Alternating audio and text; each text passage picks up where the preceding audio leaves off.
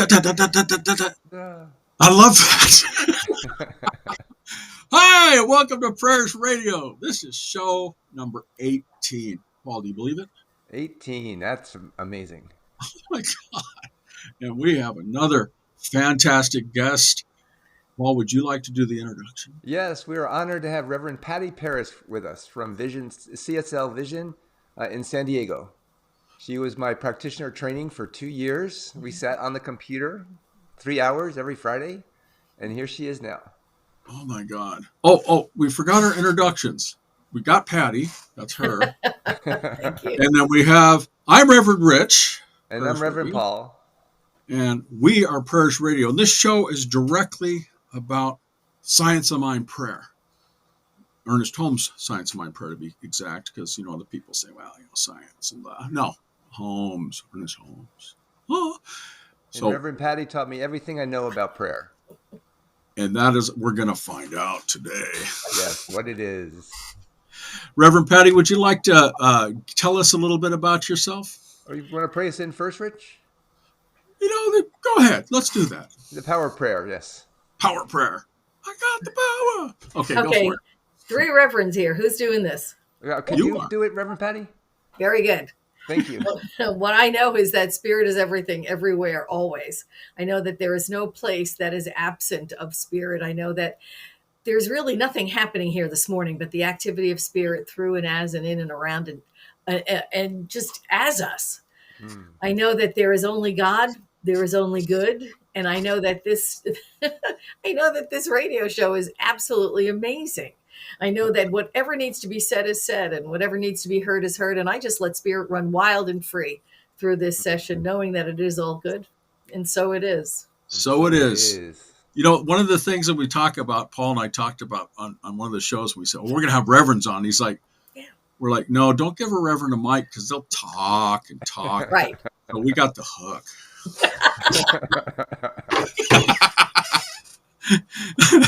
Good deal. We have some good stuff here.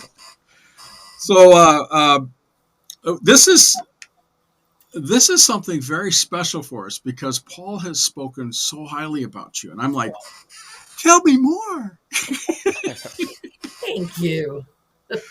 And I'm going to let Paul lead this discussion a little bit more today than I normally do. Of course, I'll add my little bit of flair in just because that's what we do at Prayers Radio is we love prayer.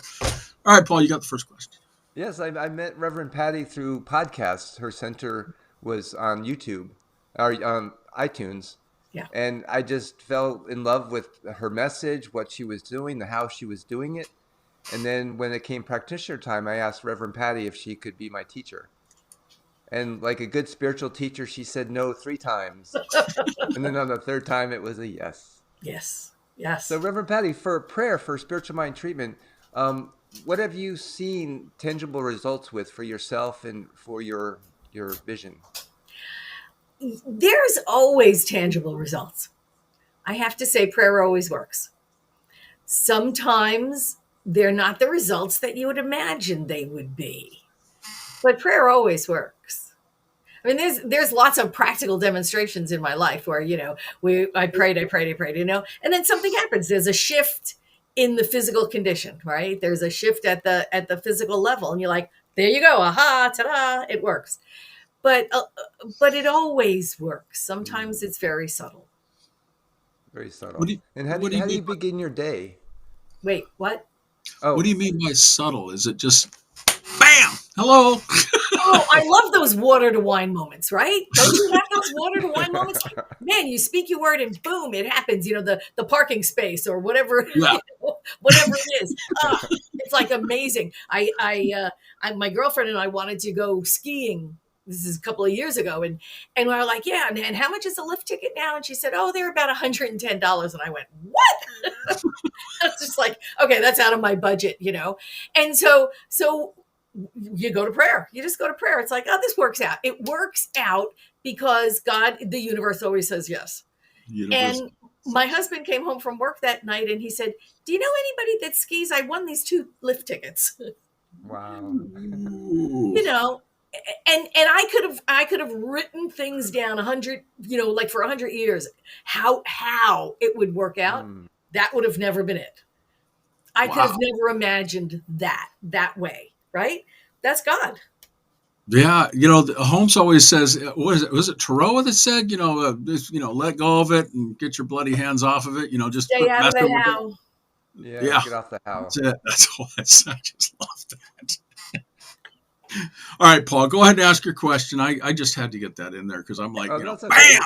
You know? So it's evident that when you have a challenge that we go into prayer. That's what we learned in practitioner training. So for you, what does that look like if you have a challenging day? How would that prayer kind of come out for you? My practitioner teacher 100 years ago had said to me, anything that takes you out of the holy instant is worthy of prayer. Mm, And that's what that's I it. do. That's it. Anything that takes you out of the holy instant is worthy of prayer. So you're driving on the freeway or the milk sour or whatever it is, it's worthy of prayer. It's just to keep the connection going in our own minds, right? It does nothing to Mm. God. God's always there. Spirit is always forever surrounding us and holding us and supporting us and within us. But it's to keep our minds going back to, oh yeah, right, my connection. Mm. Does that connection is always something that you feel that you have in you? I mean, one of the questions we have is, what results have you seen from prayer? And you already talked about the lift tickets and stuff. Yeah, right. Silly, Yeah, silly. well, that's great. Oh yeah. Go tomorrow. We're gone. But how do you? How do you see this in your day to day life? I mean, is it just you wake up in the morning and you go, "I'm here, God," or do you say, "I command that this is going to happen today"? And Abracadabra. abracadabra. There you. Oh, I Abracadabra. like that. What are your thoughts on that? Yeah, I wake up in the morning and the first thing I do is I pray my body in Mm. Mm. because I keep my personal philosophy, right? I don't know that this is science of mine exactly, but my personal philosophy is if I praise and raise my body, then I'm using spirit as my steering wheel and not as my spare tire. People usually go to prayer when something goes wrong.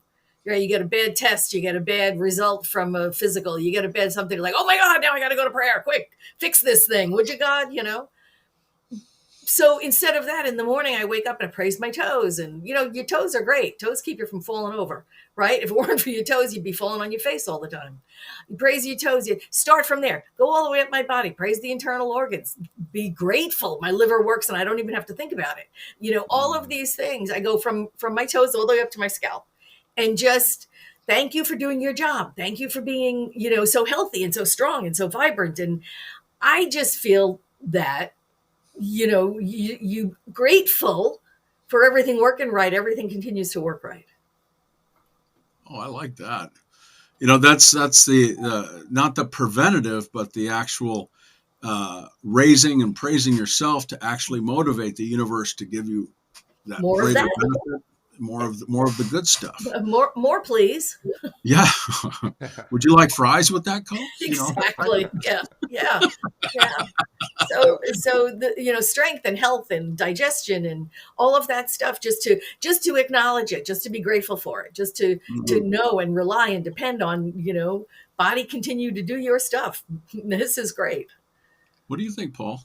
I think it's great. And Reverend Patty, can you share the story when you found out you had high blood pressure? Oh yeah. Share My that story. doctors love me. I had high blood pressure. It was my cholesterol level. Cholesterol, And yes. I'm usually like a 150, something like that. Normal range. This was when I was first starting vision.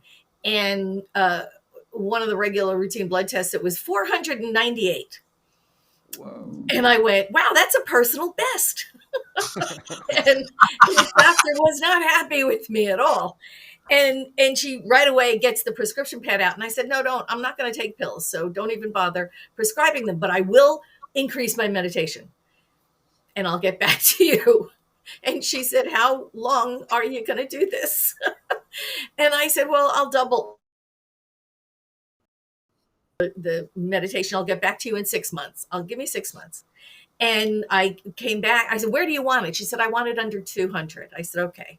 So I came back in 6 months and we had the blood test and it was 198. Perfect. And she said, I still want you on medication. And I said, no, that just does not work for me. And okay, I'll give you another month and I'll come back. And I came back 30 days later and it was 152. So she was like, I don't believe you, but okay. The power of prayer right there. Yeah, just for our YouTube folks, again, your stuff may vary, so check with your doctor on this. Absolutely, you absolutely do. Yep. And we do believe in the pills and things like that inside of science. Ernest Holmes said, "If you can't believe in the miracle, believe in the medicine." There you go. That's I was going to say it. Oh, psychic! I like that. One mind, baby. One mind. What do you think, Paul? Good stuff. Good stuff. And has prayer changed over time for you, Reverend Patti? I think when I first got into a Science of Mind Center, it really was about getting my act together, getting my life together, fixing stuff. And now it's moved from fixing stuff, because God doesn't fix stuff anyway, right? All it does is it reveals truth. It keeps revealing truth. And then I have to fix stuff. But I think it has really moved from there to really prayers of gratitude, prayers of thank you for this unfoldment. Thank you for this, for the way that things are unfolding. Even if they don't look like I want them to look, I know that they're unfolding. I know that they're changing. Everything is changing all the time, right? So I think the prayer is like that whole idea of like, I've got prayers to get stuff, and like a get mentality is not a receptive mentality. So in order to receive, you have to get rid of the get idea. I have to get a new car. I have to get a new job. I have to to be grateful that life is great already. And it seems like things flow. So for me, that's the way prayer has changed. It has moved from, I got to fix this, or I got to get this, or I have to, to thank you, God, thank you, God, thank you, God. And what happens. I like that. That reminds me of one of your quotes, the famous quotes from Reverend Patti. She said, miracle is just a course correction in consciousness. Yeah, it's true. Wow. Things we call miracles are just, spirit going, oh yeah, that, oh yeah, that. Thank you. Wow. I'm getting some nuggets out of this, Paul. How about you? Oh yeah, that Patti's all about the nuggets. And it's sauce and all the good stuff that comes with the nuggets, right? Just get the. Go ahead. Oh, anyways, Paul, the next question is, how's prayer changed over time for you? I mean, I look down at my notes because I'm doing like 5 things at once here, but we don't really look at it the real basic where you got. But when did it start? Just where's that aha moment coming on and just realizing that, oh my gosh, this has just changed over time? And you've already mentioned the part where you've got to the point where you're not saying, well, God, please help me where problems are happening, but right. Hey, God, how about giving me a little bit of extra steak tonight with that with those fries? Abundant flow. That's the phrase I've been using lately in prayer. Is abundant flow or abundant influx. The idea of abundant flow in all things, right? So if I'm in the river of God's abundance, that means anything, right? The abundant flow of gifts, the abundant flow of friendships, the abundant flow of joy, the abundant flow of money, the abundant flow of free cups of coffee, the abundant flow of whatever it happens to be. And so, yay, I'm so glad. Woo-hoo, coffee drinker. So this is what the prayer has been lately. I have a prayer group every Wednesday morning, and we talk about things. We get topics going. And so abundant flow has really been a topic of conversation for the last, several months.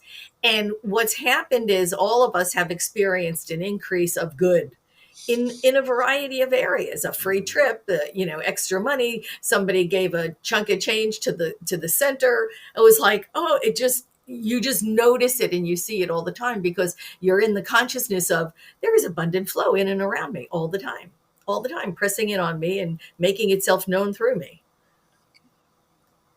Paul always says you can't, every time you step in the river, it's a new river, right? What was that saying, Paul? Or you can't step into the same river twice. There you go. Because you're a different person and it's a different river. Exactly. So, and go ahead, Paul. Oh, so Reverend Patti, we know in spiritual mind treatment that everything starts in thought and then feeling. For you, what does that feeling feel like when you're in prayer, when you're in a spiritual mind treatment? It's a shifting feeling. It almost feels like it goes from theory to fact. There's almost like a clunk, and I call it's really interesting because Ernest Holmes used these two words almost synonymously, I think, demonstration and manifestation, right? Mm-hmm. He seemed to switch them back and forth. But, when you keep reading it over and over again, I got the feeling that for him, or I should say for me, this is how I interpreted it. The demonstration is in mind. The demonstration happens when it clunks, when I'm in prayer and it goes from, this is a great idea, this is what I'd love to see, this is my desires, to, oh my God, this is happening. That shift, that clunk, for me is the demonstration because it is demonstrated in mind. And then the manifestation shows up when it shows up. The manifestation is in the physical world. It's in the shifting conditions. And so for me, there is just that slight difference in those two words. And sometimes I pick it up through Ernest Holmes' writings, and then sometimes it really seems like he's using it synonymously. But I don't know. I think there might have been that deeper understanding of it. Because for me, it absolutely makes a difference. The demonstration is always in mind. It's like, boom, when I get it, I get it. And then I don't have to worry about it. I don't have to think about it. That's the release, right? So you release it to the action of the law because you absolutely know the law's going to work doing it already. I think we talked on show, was it 3, where we're saying that we release it into law, and then God always brings us something that we never even know that we wanted that's a lot better. It's just the good stuff. And it's like, oh, what do you mean I got whipped cream on top of my sundae? This is cool. And a cherry? Absolutely. Yeah. And all I wanted was one of those little vanilla cups with the wooden spoon. That's right. And that happens. Yes. All the time. Have you seen that? I mean, wow. What do you think, Paul? Yeah, I think it's great. I want some ice cream. Like right? We always, This or better. We're always trying to defend our limitations, but in spiritual mind treatment, there are no limitations. Very true. Only in your mind. Yeah. Have you ever worked this with your kids, Reverend Patti? Spiritual mind treatment? Oh yeah. My children were raised in this teaching, so they don't really think about what they can't have at all. It's just very interesting. When my daughter was applying for college, I remember we talked about, the backup school, the fallback, it's like, if in case you don't get into the school, and she looked at me like I'd lost my mind, It was like, what do you mean I'm not going to get it? Of course I'll get in where I want because that's what I want. And she did. She got into the college of her choice for her undergrad work, for her master's, for the second master's that she did up at USC. She just was like, no, this is, you've always taught me, you put this out there and that's what, okay. Then they do. They manifest their good. How true is that? That's something that, you talk about that being dropped in front of your lap when people actually start to realize that, or, because it's working through us and for us, and then it goes out to the universe. We've said this more times than I can count, but it's true. And it's so funny how we're always amazed by it. And yet it always works. And like at some point I keep thinking, it shouldn't be so amazing, but it's always amazing. Oh, and it's even better than amazing because you get the extra stuff. Right. And you get wow. Yeah, and feeling that amazingness of it is the gratitude for the prayer. Right. If I'm not amazed, I'm doing it wrong. When I'm amazed, I'm doing it. This is working. That thunk, like that demonstration that you feel when you release the prayer. I like that, Paul. Yeah. That's well said. I had a good teacher. I would say, and she's here. And I'm here. And you're here. What's your favorite Ernest Holmes book? And don't say The Science of Mind. The Science of Mind textbook. The Science of Mind textbook. Yeah, it was a good. Someone gave that to me back in New York before I even moved to California, and they just gave me the book and said, "Here, read this. It sounds like you." And I said, "Okay, I'll read it." And this was back in the 70s, and I had no idea that there was a teaching, that there was a centers, that there were churches. I had no idea. I moved out to California and somebody saw the book on my mantle and said, "Oh, do you go to religious science church?" I was like, "What are you talking about?" I just read a book, and they introduced me actually to the church. I mean, it's really very interesting. That's how I got into a religious science center. But my favorite book other than that is I think it's Up to You. I love that book. Ooh. I love that book. It's just, it's an amazing read. It's Up to You by Ernest Holmes. Mm-hmm. We're going to put that in the show notes too, because a lot of people like to buy it afterwards if they haven't gotten it. Yeah. That's why we try to get them to get those other little nuggets and things. Yeah. It's a gem. It really is. And it's small, doesn't take a lot to read, but there's a lot in it. It's a lot bigger on the inside than it is on the outside, right? Is that one of those? Yeah. So what's the quote that sticks with you? I mean, I'm not going to suggest any, because every time I suggest one, oh yeah, I like that one. No. What's the one that goes for you? Actually, go to page 282, bottom of the page. Bottom of the page, last paragraph. It continues on 283. Best thing ever. You don't have to read anything else in the textbook, but read that particular paragraph. That was the one. Is if you don't know, if you forget the truth in the hour of need, that proves you don't know the truth. That's the one. Yeah, exactly. This is the one where he says the person who can throw himself untethered into that limitless sea of receptivity, having cast off all apparent moorings, will be the one who will have the most demonstration. Right? That's it. Yeah. That's all you need to read. Throw yourself untethered into this teaching. Right? Casting off all apparent moorings, you will have the most demonstrations. And he's right. Wow, but that's that is truth too. I Paul and I have talked about this ad nauseum in our earlier shows, saying, well, if we put it out there and it happened, and right. All right, Paul, what's the next question on the list here? If you go to Vision CSL, you can look at all Reverend Patti's former talks, and she had given a talk just on that quote. And it blew me away so much I had to do a video on it just because of that. Wow. Yeah. It's just amazing. I mean, you can take the whole book and sum it up in that paragraph. That's really what the whole thing is about. Just letting go of everything else and jumping in and just doing it. Just doing it all the time. And knowing, yeah. Let me ask you this question.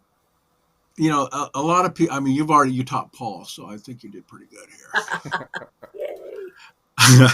What, we get people all the time. What's this philosophy about? What is, if there's somebody that shows up to you and says, what is this about?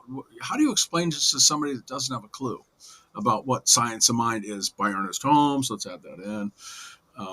What are your thoughts? Well, I go back to his 3-line description all the time. There's a power in the universe greater than we are, and we can use it. Right. Mm-hmm. And I would add to that, and it can use us, because that's really what it does. It flows through us. But honestly, it is such a universal philosophy of, love God, love each other, do good stuff, do good stuff. I'm so sorry. The New York came out. YouTube. Love God, love each other, do good works. That's what we're talking about. I am so sorry. Well, authenticity. That's what it's all about. And in our religion, it's about being human. It's about being yourself, and things happen like that. There are all sorts of words that we use. Dictionary. Remember the dictionary talk, Paul? Oh yeah. Everybody has a Oh yeah. favorite. Yeah, who wrote the dictionary? What does it mean? Well, it may not mean the same thing to you. Right. But that's what's really Thank you. nice about Ernest Holmes' writing, because you can go back to it, which I was talking to Reverend Patti earlier in my practitioner training, thinking I had it, and seeing how much I've grown and changed to where I am now without even really seeing it until I look back upon it. I still have that first Science of Mind textbook, and it's highlighted in every color under the rainbow, Mm. because every time you go through it, there's something else that you find spectacular about it. And now it's like it's in green and it's in yellow and it's in orange and it's underlined and it's in pencil and it's just everything, because each time you read it, you go deeper. Each time you read it, something else it draws your attention because you've Mm. changed. Book hasn't changed, right? Mm-mm. You've changed. And I Yeah. love that quote. I forgot where it is in one of his books, but he said, "Our concept of God changes as we change." Yeah. Oh yeah. Concepts of everything changes as we changed. I mean, the universe changes around us as we mature and become something other than what we were. And the Ooh, that's universe is We great. changing because of our consciousness. Yeah. Yeah. What there are different levels of prayer. And what I mean by that, let me clarify this because it's like something interesting. The different levels of prayer are, do you release, you do the 5 steps, I think you said, or, Yes. or do you do the 7 step? 5. And then Paul said the 9 step one time, which I was Woo! Yeah, no. talking to Five Paul. five is good for me. So, what is it? What is it that moves you to do the 5 step prayer? Just the knowing, or that it's I think released on the declaration part, or I, for me, it's the building process. It's Mm. like putting it together. You start off with God is all there is, right? So I can spend a while there, just recognizing and being grateful for life itself and for everything that it includes. I mean, you could do a whole, a monologue just on God is, and then the God is I am, in all of that allness of God. I'm in there too. I'm in that mix somewhere. Mm. And then the I know and accept part, which is fabulous, right? This is this is the meat. This is the affirmation of the whole thing. The reason you're doing it. So for me, that part right there, that build up to the I know and accept it is for me the most meditative, the most shifting part, because it gets me out of whatever it was that drew me to prayer to begin with, and it gets me into the truth of, oh yeah, like everything's fine. I don't even know why I'm praying. Everything's great, kind of thing. But then you do the I know and accept. You discuss the desire on your heart, the shift that you want to feel, and you feel it, and then Mm. it's like, thank you, God. awesome. Like, thank you. It is done. Oh yeah, it is definitely done. Okay, so I'm releasing it to the action of the law. Let it go. Let it do its work. Well, we're at the 5, or actually we're at the 4 minute mark now. So Yeah. we want to make sure. Paul, did you have some specific questions that we may have missed? I'm always having questions for Reverend Patti, but we can do that Pull a at another couple time. out, the ones that just move you, and let's just ask them away, and then we'll ask you to do the final prayer for us, Sure. Reverend Patti, at the end, and maybe a couple of minutes here. And go ahead, Paul, ask away. Are there any takeaways that you would want our audience to know through this conversation? Yeah. That don't get hung up on the form. Right? Mm. Mm. We teach the 5 steps of prayer, but don't get hung up on the form. Did I do it right? Am I doing it right? Is it going to happen? Like it's some sort of a magic elixir, that I need to get the certain amounts of these ingredients. And if I don't, it's not going to work, because it really isn't about that, right? It's not about the form. Although the form gives us structure, it gives my mind structure. Mm. God knows the prayer on your heart before it's even a prayer on your lips. God knows it, right? So all we're doing is trying to speak the word of what's on our hearts, but Spirit already knows what's on our hearts. So don't get hung up on the form. I mean, so many prayers have been answered by just the holy hell no. Did you ever have just that holy hell no moment where something happens and you go, oh, hell no, right? It's like, no. And that's the prayer, right? That's the prayer in itself. That's all there is. And conditions change. Right. They do change. So sometimes it's never the form. It's always the prayer that's on your heart. But we like the structure because it gives us security. We feel like we know what we're doing. So we use the form and it works. We use the form, but don't get hung up on the form. That would be my advice. And just let the prayer on your heart speak through you. Oh, well, we release it to law, it's done. So it's that we let the law run with it, and God sort of goes, well, let me do this, and here you go, and here's that cherry on top. And like you said earlier, it's that plunk that okay, that the prayer's done. Right. Yeah. Well, this is so good having you here. Thank you so much for saying this. This has been wonderful. Thank you for inviting me. Well, let's go ahead and do the closing. But let's go ahead and plug the site. First, you have your Vision CSL, right? Yes. Mm-hmm.